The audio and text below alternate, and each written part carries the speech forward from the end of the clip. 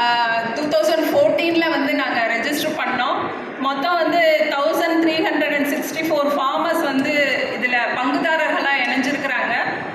மொத்தம் வந்து ஒரு 7 பிளாக்ல வந்து ஒரு 52 கிராமங்களில் நாங்கள் இந்த இயற்கை விவசாயிகளை ஒருங்கிணைச்சு இந்த கம்பெனியை வந்து நாங்கள் ஸ்டார்ட் பண்ணியிருக்கிறோம்.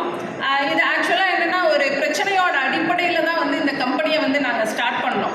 இப்போ புதுக்கோட்டை மாவட்டம் அப்படிங்கிறது கிட்டத்தட்ட வந்து ஒரு 85% மானாவாரி பகுதியை கொண்டது. மழை பெஞ்சாதான் எங்கள் விவசாயிகளுக்கு விவசாயம். இப்போ வைகை மாதிரியோ காவேரி மாதிரியோ எங்களுக்கு பெரனியல் ரிவர் கிடையாது. ஸோ பெய்கிற மழை தண்ணியை வச்சு தான் விவசாயம் செய்ய முடியும். மழை அப்படிங்கிறது இப்போ எங்களுக்கு கஜாக்கு அப்புறம் தான் கொஞ்சம், கஜா புயலுக்கு அப்புறம் தான் கொஞ்சம் நார்மலாக இருக்குது. அதுக்கு முன்னாடி வரைக்கும் பார்த்தோம் அப்படின்னா வந்து ரொம்ப வறட்சியை தான் ஃபேஸ் பண்ணிகிட்டு இருந்தோம். ஸோ எங்களோட அந்த சிறு குறு விவசாயிகள் எல்லாம் விவசாயத்தை விட்டுட்டு வெளியில் போக ஆரம்பித்தாங்க. ஸோ அவங்கள ரீட்டைன் பண்ணணும் அப்படின்னா வந்து மாற்று பயிரை நோக்கி போகணும் அப்படிங்கிற ஒரு முடிவெடுத்தோம்.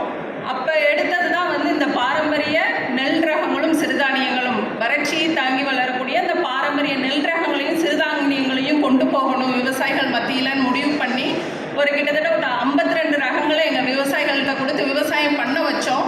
நல்லாவே வந்தது. கிராப் கட்டிங் எக்ஸ்பெரிமெண்ட்லாம் பண்ணணும்.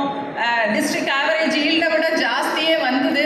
இருந்தாலும் என்னென்னா மார்க்கெட்டிங் அப்படின்னு வர்றப்போ மிகப்பெரிய சிக்கலை சந்தித்தோம். அன்றைக்கி வந்து பொன்னி வந்து 1500 ஒரு பேக் அப்படிங்கிறது எங்கள் டிஸ்ட்ரிக்டில் வந்து 60 கிலோ பேகு 1500 வித்துட்டு இருந்த சமயத்தில் இந்த மாப்பிள்ளை சம்பாவையும் காட்டு யானத்தையும் கருங்குருவையும் வியாபாரிகள் கேட்ட ரேட்டு வந்து வெறும் 600.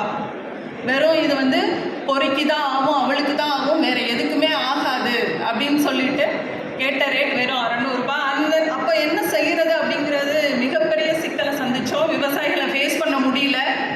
ஸோ அந்த சமயத்தில் தான் வந்து நம்மாழ்வார் ஐயா எல்லாருக்குமே தெரிஞ்சிருக்கோம். ஸோ ஐயா வந்திருந்தப்ப நாங்கள் சொன்ன விஷயம் இதுதான், இப்படி பிரச்சனையாக இருக்குது, என்ன பண்ணுறதுன்னு கேட்டப்போ அவர் சொன்ன ஒரே விஷயம், பேசாமல் நீங்களே நெல்லை வாங்கி அரிசியாக்கி விற்றுருங்க, அதுதான் ஒரே ஒரு சொல்யூஷன் அப்படிங்கிற ஒரு விஷயத்த சொன்னார். ஐயா வந்து எல்லா கூட்டங்கள்லையும் சொல்லுவார், விவசாயிகளுக்கு இந்த விவசாயத்தையும் விவசாயிகளையும் நிலச்சிருக்க செய்யணும் அப்படின்னா நம்ம நேரடியாக விவசாயிகளை விவசாயத்தில் மட்டும் ஈடுபடுத்தக்கூடாது, வியாபாரத்துலையும் ஈடுபடுத்தணும். அப்போ தான் வந்து இந்த விவசாயத்தையும் விவசாயிகளையும் நிலச்சிருக்க செய்ய முடியும் அப்படிங்கிற ஒரு விஷயத்தை அறிவுறுத்திக்கிட்டே இருப்பார்.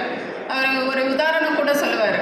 வந்து ஒரு விவசாயி வந்து தேங்காயை விற்கிறாருன்னா அடுத்த முறை அந்த மட்டையை வெட்டி மண்ணு கொடுத்துட்டு கொப்பரையை விற்கணும். அடுத்த முறை அந்த பருப்பை எடுத்து பருப்பை விற்றுட்டு கொட்டாச்சி அவர் மண்ணுக்கு கொடுக்கணும். அடுத்த முறை எண்ணெயாட்டி புண்ணாக்கு அவர் மாட்டு கொடுத்துட்டு எண்ணெயாக விற்கணும். அந்த படிப்படியாக இந்த மதிப்பு கூட்டுதலில் ஈடுபடணும் அப்படிங்கிற விஷயத்த வலியுறுத்துவார். ஸோ நாங்களும் வேறு வழி இல்லாமல் தான் இந்த வியாபாரத்துக்குள்ளே, அதாவது இந்த கம்பெனியை பதிவு பண்ணுறதுக்குள்ளே வந்தோம்.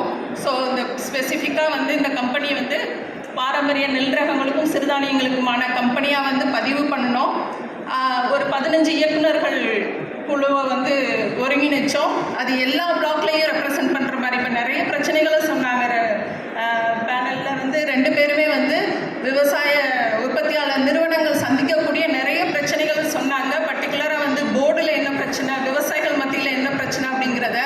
ஸோ அதுக்கு நான் சொல்கிற சின்ன சின்ன விஷயங்கள் அதுக்கு ஒரு சொல்யூஷனாக இருக்கும் அப்படின்னு நான் நம்புகிறேன். நாங்கள் வந்து போர்ட் ஆஃப் டைரக்டர் செலக்ட் பண்ணது எல்லா பிளாக்லையும் ரெப்ரசன்ட் பண்ணுற மாதிரியான ஒரு போர்ட் ஆஃப் டைரக்டர்ஸை தான் வந்து எலெக்ட் பண்ணணும். ஸோ அவங்களோட கோஆப்ரேஷன் இன்ன வரைக்கும் வந்து எங்களுக்கு இருந்துகிட்ருக்கு அப்படிங்கிறது எங்களோட மிகப்பெரிய ஒரு சக்ஸஸ் அப்படின்னே சொல்லலாம்.